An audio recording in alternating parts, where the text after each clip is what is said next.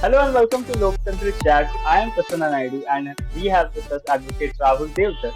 And today we are going to talk about the recent bail which was granted to Chief Minister of Delhi, Arvind Kejriwal. So regarding that topic, we are going to talk about a lot of subtopics, and it will be a short conversation as always. It will be brief, around 30 minutes or so. So let's start with it. As we all know, कि democracy खतरे में है. So Rahul sir, let's talk about these two terms first. Um, what is a democracy and what is a dictatorship? How are these two terms different with each other? And what are we exactly? That's a good question. So basically, one of the main things that has been an allegation against this government is that Modi is like a dictator. But if you go into the fundamentals, basically, um, I mean, there is a specific instance as to what is a dictatorial state, and the state or the people in power sit at the top of all three branches of government. That is where you know uh, the state or the person becomes a dictator. So for example, if Modi was the head of all three branches of government, then he would be in a position of a dictator. So Hmm. in India, the president of India actually sits on top of all the branches of government, but he has got no power. So India is a unique system where Modi is actually one of the heads of one of the branches of state. Okay, and he has got no power over the other branches like the Supreme Court, which has given bail to Kejriwal. So clearly, if it was, I mean, what kind of a dictator does things like that is a big question. And that's why this argument falls really flat, that India is a dictatorial state, that Modi cannot get anything done, which is a tragedy for a dictator. So if he's a dictator, then he's a very bad dictator. Okay, but the argument would be that he has developed that influence on these institutions that though he officially doesn't have that power, he gets things done uh, according to his will. So see, in India, one of the things that dictatorial, mindset is when government imposes its will on the bureaucracy. So bureaucracy is meant to do what government says. Hmm. Okay. So in one of the terms in constitution is that the bureaucrats work at the pleasure of the government. So they can be fired anytime, though they cannot be because Supreme Court has again interfered in that part also. But technically, if a bureaucrat doesn't sort of do what the government wants or his minister wants, then he can be straight away fired. Okay. And this is, you know, it is no longer applicable because Supreme Court, through its precedents, have interfered in that part as well. So that element where Modi gets his team to achieve what its ministers decide, that has been, uh, it's like a hard taskmaster. So it is not a dictator; it's a hard taskmaster, and these people are meant to follow his instructions. It's not like these are. So who are the people who are not supposed to follow his instructions? That is the judiciary. They are not supposed to follow his instructions. The press, those are not supposed to follow their instructions. And parliament can decide anything independently. But parliament also, Modi has a majority.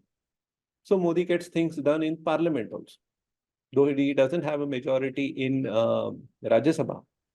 So you can say that, Modi gets things done in these two houses, but that's how it is supposed to be. Okay, so but as you said that the bureaucracy is under the control of the government. So these investigative agencies, the ED or CBI, etc., they are under the control of the government, right? ED, CBI all have to report to the government. It's not like that. They have to report. That is not a particular mystery, sort of. But in effect, if you are manufacturing evidence, police is also part of state machinery. So do you think police is enforcing what the government says? No, there are checks and balances. The entire thing that ED and CBI or any other investigative agency takes, the way, the methodology of investigation, the actual steps involved in investigation are actually scrutinized by the court system in detail. And every transgression that the ministry, the CBI or investigative agencies take, during their investigative process is marked down, and that's where people get released. So investigative agencies are under direct scrutiny of the courts, even though they are reporting to the government. So government can choose. Let's say you and I both have both commit a crime. Then the government can choose who to prosecute first, who to investigate first. They have to investigate both. It's possible that ED is investigating you more than it is investigating me because you are against Modi and I am pro Modi. That's possible, but they cannot ignore me. After a while, courts will take charge, saying, why are you not investigating this person? And what is the investigation? Where is it? So these things are checks and balance are there. Yeah. So if I have a problem with the investigative agency, in this case the ED, or the CBI, whatever, so I can go to court and file a case or something. I have a remedy there. Yes, and in fact, in case, let's say the court sort of concludes that government is deliberately manipulating these investigative agencies, then the court says that this investigative agency for this particular investigation will be reporting directly to the court. This has happened in the 2002 Modi's own case, where they investigated directly reporting to the court, Supreme Court. So special investigative team is formed, and then it reports to the court. It doesn't report to the government. So this is also a procedure that is there. There is a counter check involved. Got it. Okay. So now let's come to this arrest of a chief minister. So it is said that in India's history, it was the first time that a sitting chief minister was arrested on a corruption accusation. So is this procedure legal, firstly? Because on certain positions, government positions, they can't be arrested directly on just a warrant like any common man or common citizen can be. So there are certain permissions from certain other authorities required. So what's the case in this for a chief minister? So for any government official who is acting directly in the capacity of his duty, you have to take prior permission before making a particular case against him and putting him in the charge sheet. Okay, so there is a law against that. Now, for chief minister or these kinds of politicians, they are in furtherance of their duty. So, for example, this is the main crux. So, for example, if chief minister is doing certain activity which is in furtherance of his duty, then he cannot be investigated, or there is a parliamentary investigation that is taken that takes place. It doesn't come under the because he is not doing illegal. What he is doing is maybe doesn't honor the parliament or doesn't honor the legislature, but it may not be illegal because he is doing as a job of a chief minister or a minister. In this case, he was the chains of the trail of money trail has intersected at his place. Now, it was not intersecting earlier, so they did not issue a warrant. But when they got enough information and traction to make this case, they have issued a warrant. And they have issued a basically summons to attend investigations. Now, if the first summons was issued, I think in October or November, he was supposed to appear. If he would have appeared then, and he was not, investigation is complete, then there was no chance of him getting arrested at the election time. So this is actually he has delayed it from October till now. Okay, when he got arrested. This is the 9th summons that was issued, and he is, evaded that, and that's why arrest has been done. Okay. Now there is a good chance that he has manipulated evidence and all that, because these are economic offenses. So evidence trails are very crucial. So these kinds of offenses, for example, in terrorism, where the connections and contacts are very crucial, it's difficult to establish these without a person in custody. Now he is supposed to be in judicial custody for investigations. Okay. So whenever a ED or someone wants to interview him, he's taken permission, he's interviewed and he's sent back. And they are trying to sort of get information out from his office. So that kind of element is required for these kinds of, if it's a murder trial, then you don't need that much custody. 8 days is enough, because you collect the weapon, you collect some of these information, and it's enough, because there's no group. So this kind of terror activities where you have, like, you dig in and you find that there are 2-3 cells. I'm not talking about Kejriwal, I'm talking about a terrorist. So because sometimes it can get very this sometimes we can mix up things. But imagine a terrorist is caught and he has connection with a Nepali sleeper cell. And he also has a connection with Andhra sleeper cell. And he's also got connection with a Kerala sleeper cell. And he's also got connections in Pakistan. And he's also got connection in, let's say, Syria. Then until and unless you find out who is the connection, how is he made this connection with Syrians, how did he make connections with this, you are not able to put together the case, and you are not able to bring all the guilty parties together. Similarly, a same mindset happens when there is a financial flow of, which you want to track. That is why these kinds of cases, you need a longer custody, because you are investigating essentially what is called a tons of data which emanates from this. He sent email to Prasanna. In that email, he said, send me 2 boxes of, peda. Then he sent email to Rahul. He said, send me 3 boxes of mango. Then he actually received the peda, but he did not receive the mango. So what did he receive? Did he receive, because that he sent a received message to both. Then what did he receive? He received peda, definitely. The peda was bought in peda stop. That is also done. But where are the mangoes? So then you realize that actually Prasanna is the mango dealer. He's sending pedas. Rahul is actually a peda dealer. Why is he sending mangoes? And he's not even sending that. What is going on? Then you have to investigate Prasanna and Rahul. And then you find out what is going on. So there is long chain of investigation, and therefore it is critical to have this kind of, and that's why the law provides for it. It's not that, you can put person in custody without proof.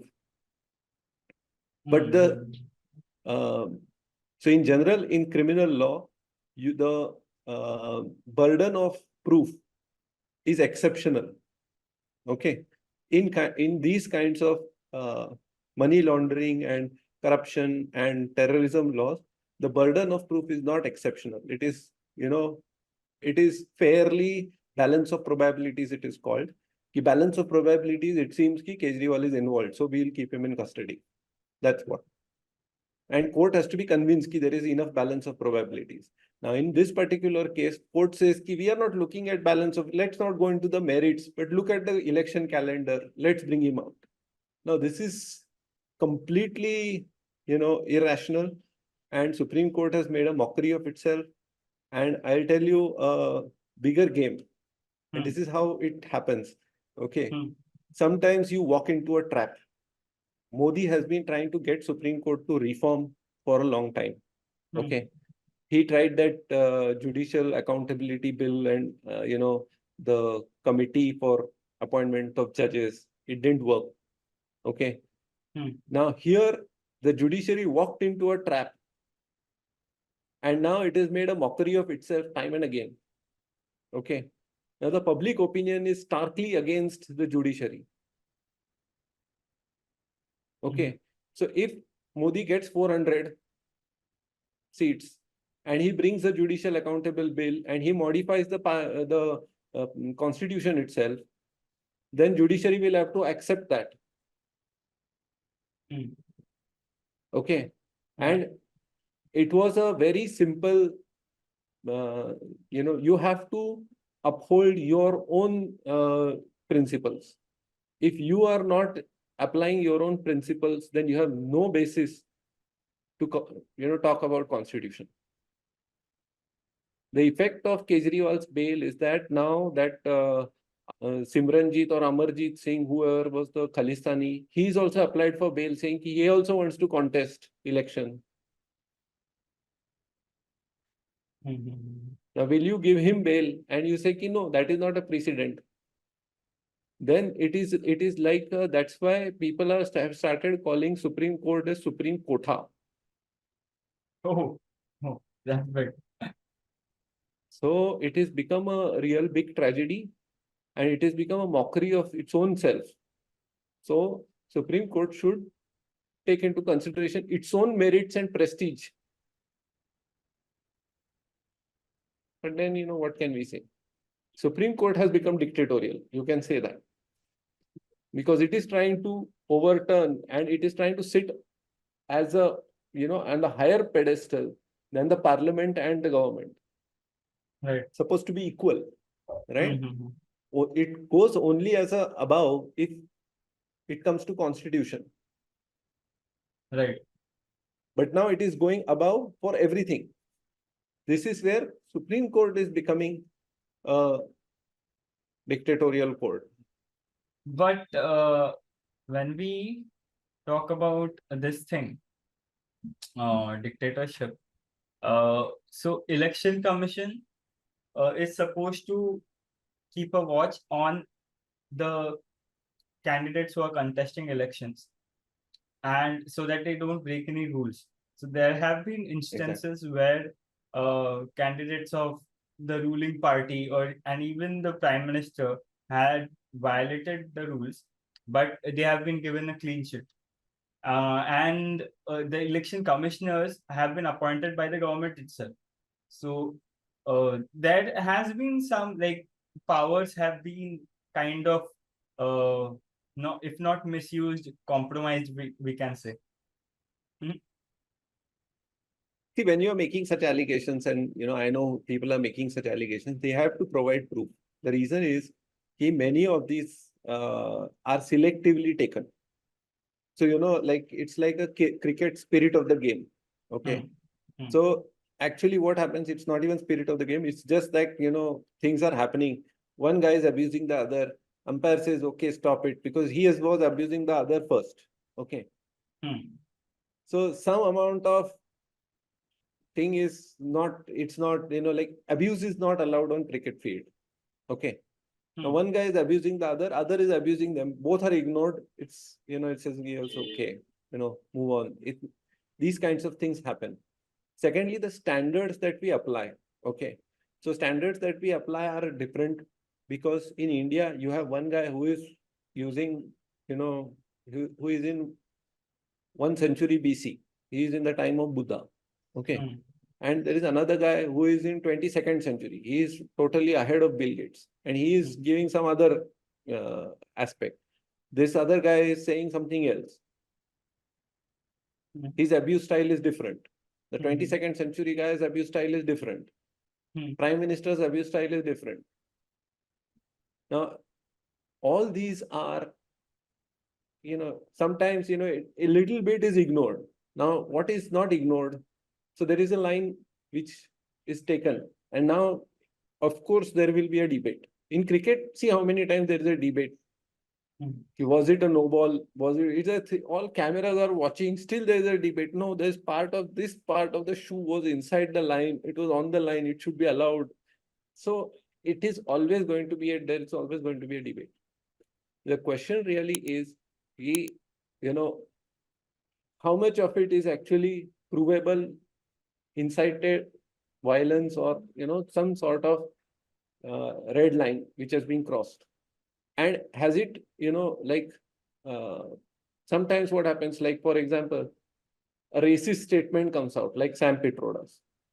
Okay. Now, Sam Pitroda's statement, if you repeat, you will be saying, you are racist, and therefore, some sort of thing is being curtailment of your speech will be done. Now, that is not true, because Sam Pitroda sitting in US has made some racist statement. What can you do? You have to react to it. Yeah. So a judgment has to be made, and ultimately it's a call. Whatever call you take, you're going to get in trouble. And I'm telling you, most of these calls are taken. If they were taken on the other side, it will benefit Modi. Okay, it is not going to benefit the others. It will benefit benefit Modi. So you have to take into account this. Sometimes, like for example, it's a trap. The minute election commission will move against some candidate, beneficiary will be Modi. Now, therefore, the opponent MLA or opponent candidate, he himself will tell the ED, no, it's okay. Because he knows, he will tell the election commission that it's okay. It's not, I'm not complaining. They say, but Because he said something I against do the you. same thing. No, because if the election commission acts against him, he will lose another 50,000 votes. Oh, the okay, opponent candidate. Mm-hmm. Okay, so he is worried about his vote. He's saying, let him say what he wants, but actually I'm getting those 50,000 votes. If you put him in, some sort of censure or some marks are made against him, I will lose 50,000 votes. I am saying, don't do anything against him. It's okay. But he's your opponent. No, don't do anything against him. So all these are issues that are taken into consideration, and then a decision is made. So there are members within the party also who are not happy with the method of working which has been going on in the current government from a few years. One of the members who is very vocal about this is Dr. Subramaniam Swamy, quite a well-educated person and very bold guy, and he had a huge following. He has a huge following, but he was a very popular figure a few years ago, especially during the 2014 era, like during those elections. So, and now he's quite like kind of sidelined, and not much people talk about it and all.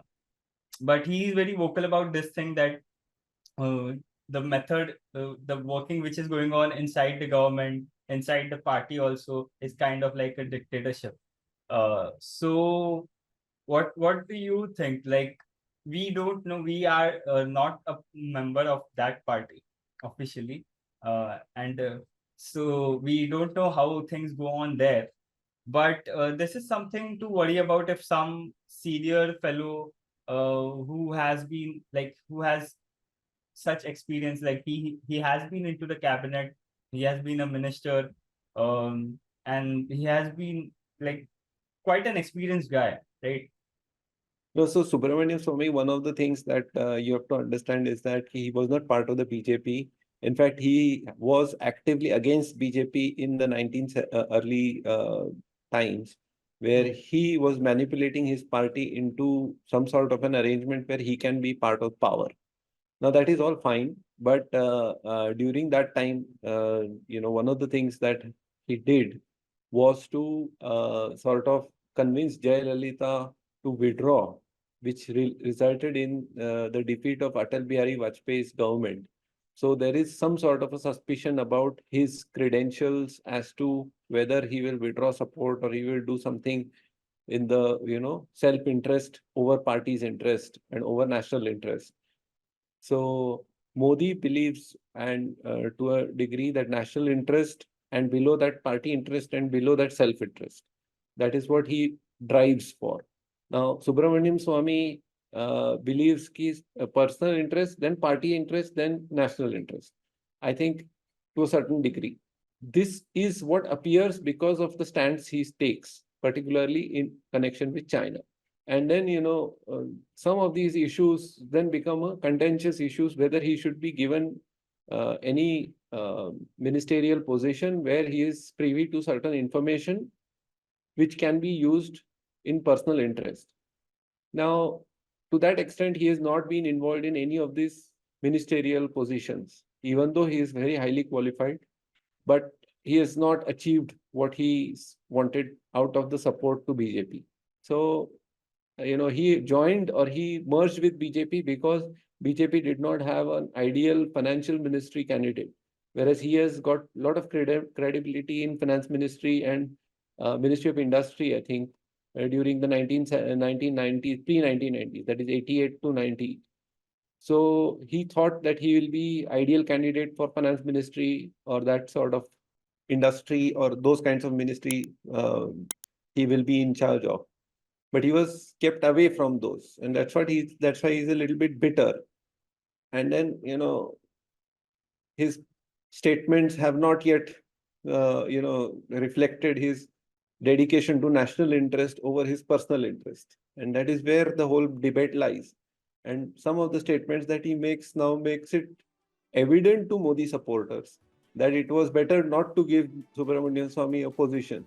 So it was Modi is being vindicated by some of the statements that Subramanian Swamy is making, instead of people feeling sorry for him. People are saying Modi was right, and that is the sad part of it. So Subramanian Swamy should self-reflect about what his statements and his stand has been.